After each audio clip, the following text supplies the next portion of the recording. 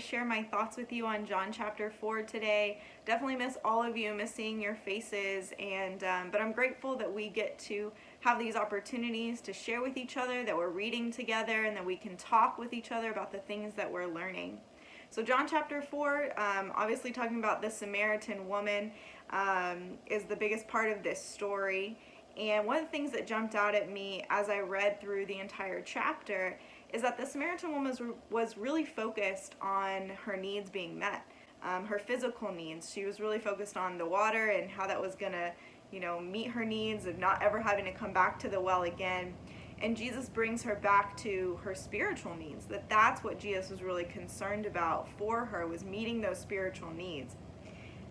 It's also cool because then you read further and you see that the disciples, when they come back to the well to bring Jesus food, they're really concerned about his well-being. He was definitely tired from their journey. They're trying to give him food to eat, and he doesn't really seem to care about it because, again, he doesn't care that much about his physical needs being met.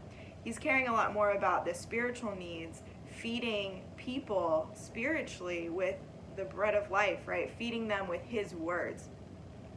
So that was pretty cool to me, and I think right now I can really focus on my physical needs, trying to stay healthy, trying not to get sick, or even going to the grocery store and getting all the things that we may need physically, but not really focusing on what do I need spiritually right now. And I can feel that spiritual deficiency in my life. And so this really challenged me to think about how I need to be meeting my spiritual needs during this time, not as much as my physical needs, because Jesus is going to take care of those as well. The next thing that stood out was in verse 23 and 24, where Jesus says that true worshipers are going to worship the Father in spirit and in truth. And I wrote that down because it's really an interesting statement, and I'm sure the Samaritan woman was confused by that, didn't really understand what Jesus meant. And as I thought about it, this is what I thought about. Really, it's the location isn't as important as how we worship. For them, he was trying to say it wasn't about worshiping in the temple or on this mountain. And maybe for us today, we're not able to worship together the way that we normally would. We're not able to come together at the Hilton to see each other's faces.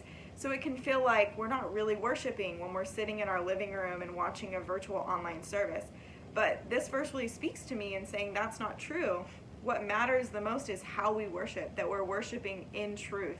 If we're worshiping the way that God calls us to, according to the scriptures, we're still able to do that together. We're still able to share these things with each other.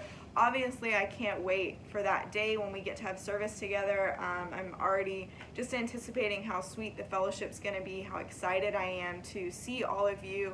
And it's going to be a huge celebration that day. But until that happens, we're still worshiping God together in spirit and in truth. The last thing that I really noticed was in verse 35. That was our memory verse as we started the beginning of the year. And that people are ready to hear the gospel being preached. That's what Jesus wanted his disciples to know. And I love how Jesus tells his disciples that.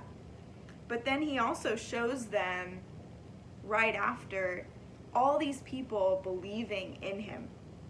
First of all, the woman at the well believes in Jesus after he tells her all the things about her life that no one else would have known. Then we know the other Samaritans in the town that she shared her faith with, they come to believe in Jesus.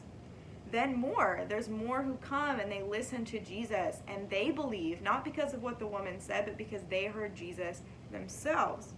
And then finally, the royal official, how this chapter ends, when Jesus heals his son from afar, and he finds out when he gets home that his son was healed the moment Jesus said those words, before he even walked back into the house. And then it says at the end, he and his whole household believed in Jesus. That really stood out to me because I think it's easy for me to believe that the fields are ripe for harvest, but not really see it. And Jesus wanted his disciples to know and then give them the examples. So we know that the fields are ripe for harvest for us today, and that we have those examples. There are people who are hungry I had a Bible study today with a girl over Skype. It was super encouraging. And I know you guys are doing those things as well. And it's just been so exciting to see how these things are going on. And I know that there's many people out there who are searching for truth right now, and I hope that we're able to share our faith, invite them to our virtual services, and even to be able to talk with them about what they're learning and how they're really able to grow in their relationship with God through this time. I love you guys and can't wait to see you again soon.